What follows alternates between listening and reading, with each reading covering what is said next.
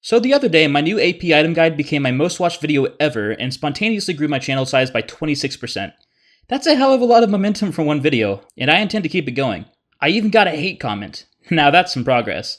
If you haven't figured it out already, I'm a Karthus main with a million mastery, but I also own the Karthus main subreddit. That makes me a community leader for Karthus mains in NA and one of 3 Karthus mains streamers.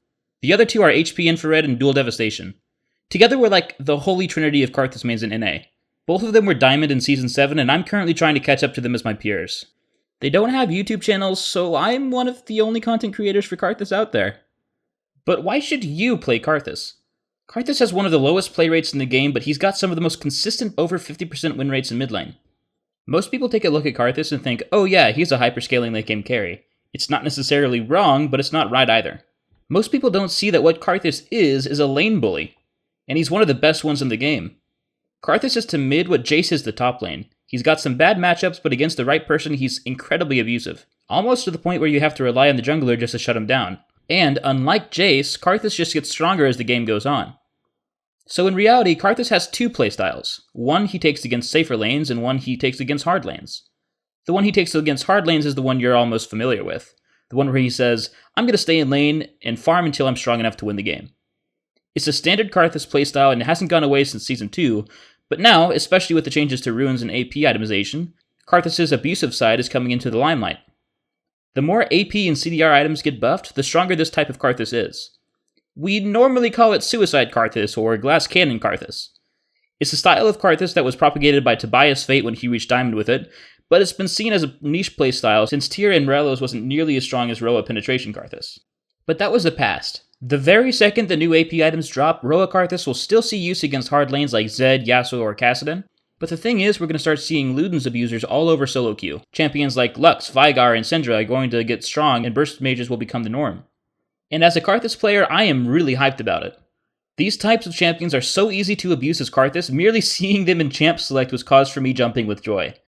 Most of them only have one ability to use as an escape or a disengage tool, and the second they burn it, Karthus has full permission to go ham. In the early game, the lanes are so dependent around these abilities that a Syndra missing her E or a Lux botching her Q is tantamount to sin and a free kill for Karthus.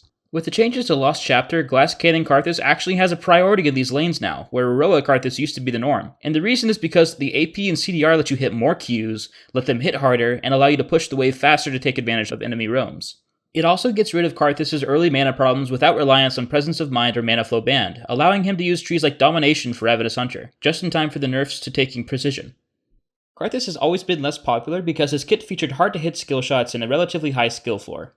If they didn't outright start manning him, people who play Karthus normally came from other champions like Cassiopeia or Syndra first, because they feature similar skill shots and a similar skill cap. What makes Karthus so difficult isn't necessarily his kit though, but his familiarity in matchups.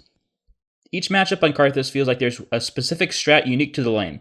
Take Yasuo for example. For people new to Karthus, Yasuo is one of the hardest lanes to play against, but people who have played several hundred games against Yasuo find him to be a very tolerable matchup, if not favorable.